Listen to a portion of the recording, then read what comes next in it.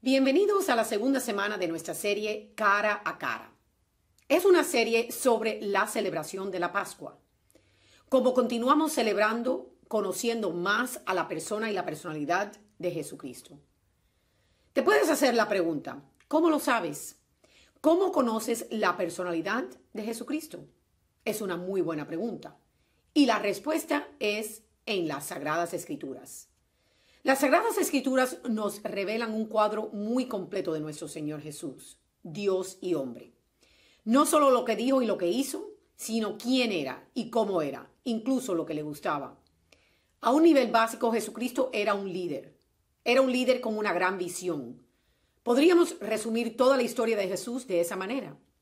Era un líder con una gran visión. A través de su misión y mensaje en el ministerio, él ilustró una visión de un futuro mejor que podría y debería ser para sus amigos y seguidores. Para las personas que viven en el temor, él formó una visión de vivir una vida en la fe audaz, la confianza audaz y la esperanza. En una cultura en la que la gente pensaba que sus vidas carecían de sentido, eran desechables y carecían de valor, les enseñó que eran luz para el mundo y sal de la tierra.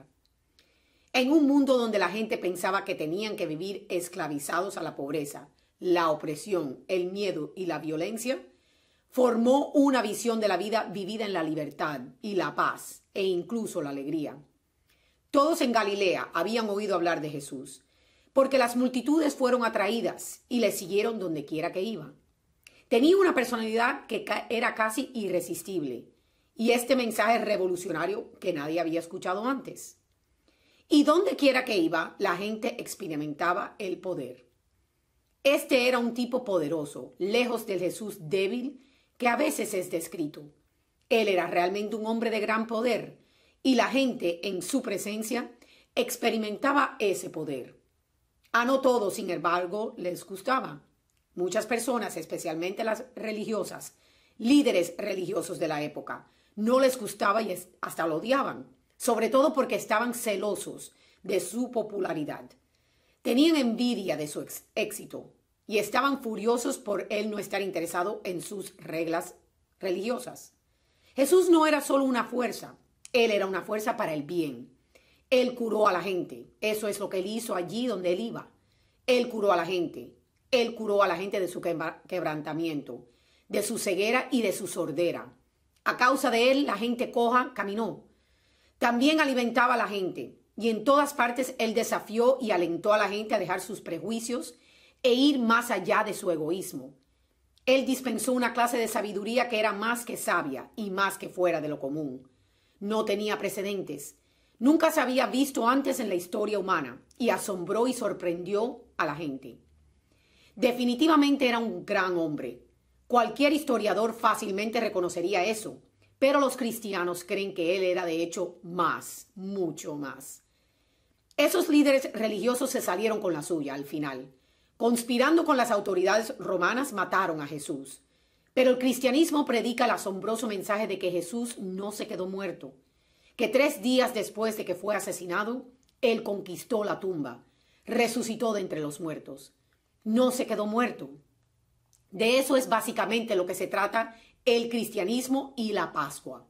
Es por eso que estamos aquí hoy. Se trata de una persona y un evento.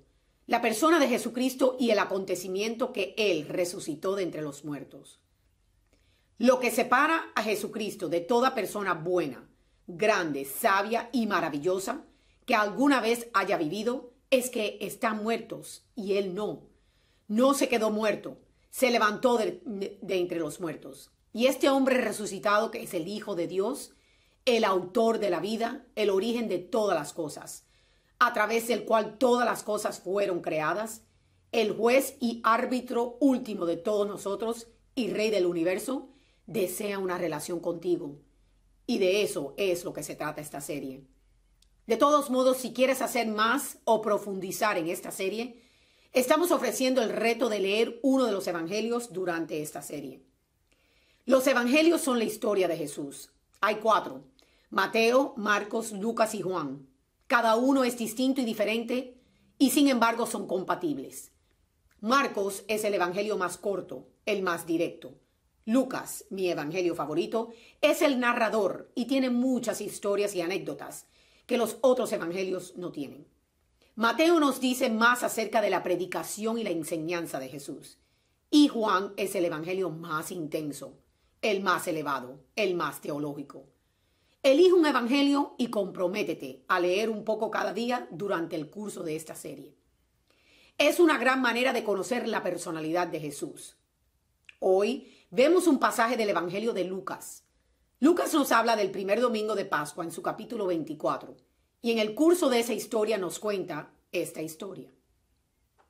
Aquel mismo día, 2 de ellos se dirigían a una aldea llamada Emaús, distante de Jerusalén unos 13 kilómetros. Iban hablando de todos estos sucesos, de Lucas 24, versículos 3 al 14. Estos 2 discípulos son seguidores de Jesús. Hubieran estado en Jerusalén para la fiesta de la Pascua. Cada año, decenas de miles de israelitas descenderían sobre la ciudad de Jerusalén para la celebración de la Pascua, y una vez terminada se irían a casa. Caminarían de regreso a su ciudad natal. Eso es lo que está pasando aquí. Este era un acontecimiento anual, pero este año había sido diferente, porque mientras las multitudes se habían reunido para la Pascua, Jesús de Nazaret había sido arrestado de una manera muy violenta. Había sido juzgado y condenado a muerte, y luego fue crucificado públicamente. Fue una serie salvaje y caótica de eventos para todos los que estaban presentes. Pero habría sido un par de días especialmente locos para esos compañeros, porque estaban asociados cercanamente con Jesús. Ellos eran sus estudiantes. El hombre que ellos pensaban había venido para salvarlos y liberarlos de la opresión del gobierno romano estaba muerto. Y su futuro, o lo que pensaban que sería su futuro, estaba en duda. ¿Ahora qué? Así como Lucas nos presenta la escena, están tratando de aclarar esta confusión y dar sentido a la situación que acababan de experimentar. Todos hemos experimentado esto. Experimentamos algo que ha acabado mal, terriblemente, horriblemente mal, y tienes que dar un paso atrás y profundizar para solucionar el problema. Lucas continúa. Mientras ellos hablaban y discutían, Jesús mismo se les acercó y se puso a caminar con ellos. Pero estaban tan ciegos que no lo reconocían. De Lucas 24, versículos 15 al 16. Así que mientras caminan, Jesús se une a ellos. Acaba de resucitar de entre los muertos. Eso es algo dramático. Pero esta es una situación extremadamente relajada. Él está actuando extremadamente relajado. Él simplemente entra y comienza a caminar con esos compañeros y a hablar con ellos. Eso es tan simple como eso. Así es una relación con Cristo. Si estás en una relación con Él, no necesitas rituales, devociones y oraciones elaboradas. Sin duda puedes utilizarlas si lo deseas, por supuesto, pero no tienes que hacerlo, no es necesario. No es de lo que se trata. Puedes hablar con Él honestamente y casualmente. Así que Jesús camina casualmente con estos tipos y les hace una simple pregunta que literalmente los detiene en su camino. Él hace una simple pregunta que literalmente los detiene y revela el estado de su corazón. Resulta que tienen corazones pesados. Eran pesados de corazón. Por eso no los reconocen. Son pesados de corazón. Aunque tal vez eso te describa a ti hoy. Eres pesado de corazón. Tal vez podría hacerte una pregunta sencilla sobre un cierto aspecto de tu vida. Y es tu más profunda decepción. Tal vez todo lo que tendría que hacer es preguntarte sobre tu matrimonio, tu trabajo, tu carrera, tu negocio, tus hijos, tu salud, la escuela que no te aceptó, el equipo que no te escogió, la relación que terminó. Tal vez alguien te ha dicho algo, o te ha hecho algo, o te ha quitado algo que era tuyo. Tal vez has perdido algo o a alguien, y tú eres pesado de corazón. Te han herido el corazón. Resulta que es una cosa perfecta para hablar con Jesucristo, porque Él entiende eso. Lo comprende mejor que cualquiera que haya vivido. Sus amigos lo traicionaron y lo abandonaron y lo entregaron a las personas malvadas que lo mataron. Él entiende muy bien la decepción. Él lo sabe muy bien. Él puede ayudarte con eso. Lucas continúa.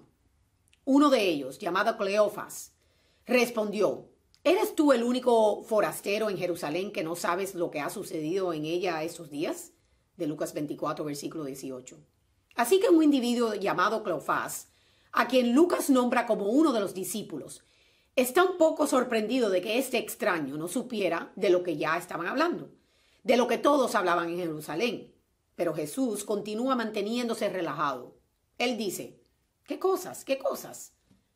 Esta es la personalidad de Jesús. Él es juguetón, es humorístico. Hizo reír a la gente. Eso es algo que él también hizo todo el tiempo. Hizo reír a la gente. Tal vez no lo sabías acerca de Jesús, pero si lees el Evangelio con ese lente, lo verás claramente. Lucas continúa. Ellos le contestaron: lo de Jesús de Nazaret, que fue un profeta poderoso en obras y palabras ante Dios y ante todo el pueblo, como nuestros sumos sacerdotes y nuestras autoridades lo entregaron para ser condenado a muerte y lo crucificaron. Nosotros esperábamos que él sería el libertador de Israel, pero a todo esto ya es el tercer día desde que sucedieron estas cosas. Por cierto, que algunas mujeres de nuestro grupo nos han dejado asombrados. Fueron muy temprano al sepulcro, no encontraron su cuerpo y volvieron hablando de una aparición de ángeles que dicen que él vive. De Lucas 24, versículos 19 al 23. Así que estos chicos comparten su decepción y ahora su confusión acerca de esta historia loca, la historia de la traición y el asesinato. Una historia con una tumba vacía y ángeles. Es una historia loca. Estos versículos son también un gran recordatorio de que los primeros seguidores de Jesús no esperaban ni tan siquiera imaginaban una resurrección. No se le ocurrió en su más audaz imaginación. La idea que a veces se sugiere que los seguidores de Jesús inventaron la historia de la resurrección es completamente ridícula por todo lo que sabemos sobre ellos. Simplemente no eran tan inteligentes, simplemente no eran tan imaginativos. Y no se pierdan esto, ni estaban más dispuestos a creer que los ángeles son reales y que los ángeles se les aparecen realmente a la gente como nosotros mismos. Por cierto, los ángeles son reales y aparecen a la gente todo el tiempo. Están a nuestro alrededor todo el tiempo. De todos modos, la razón y la única razón por la que los apóstoles y los primeros discípulos creyeron que Jesús había resucitado de entre los muertos es porque lo vieron por sí mismos.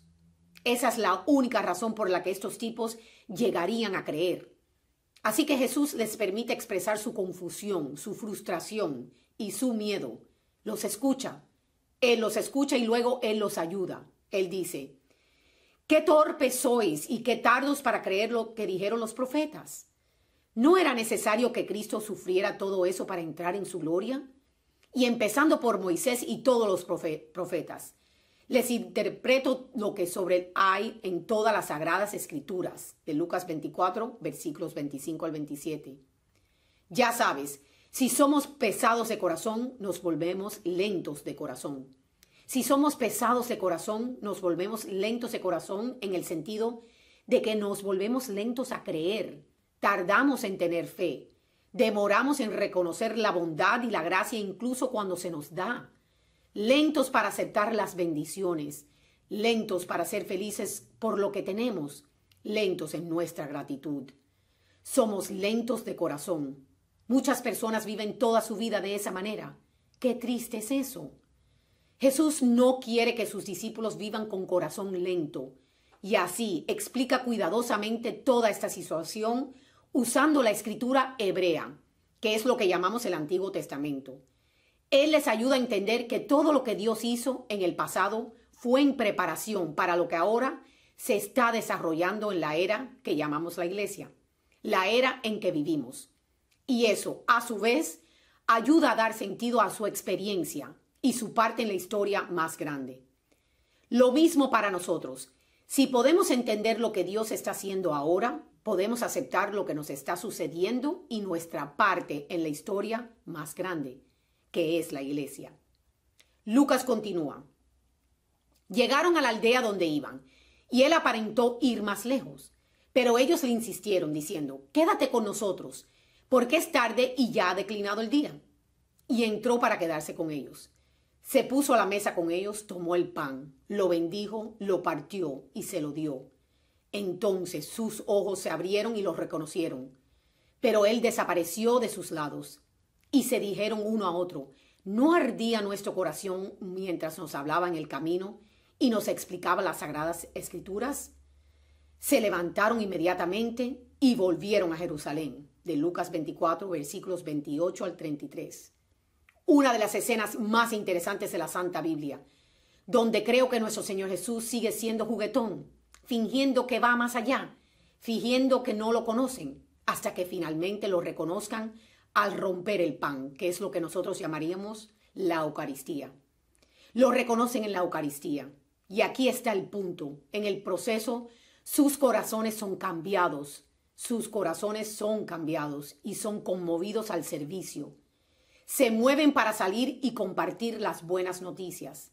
Inmediatamente se levantan y salen a compartir las buenas nuevas, porque eso es lo que hacen los discípulos.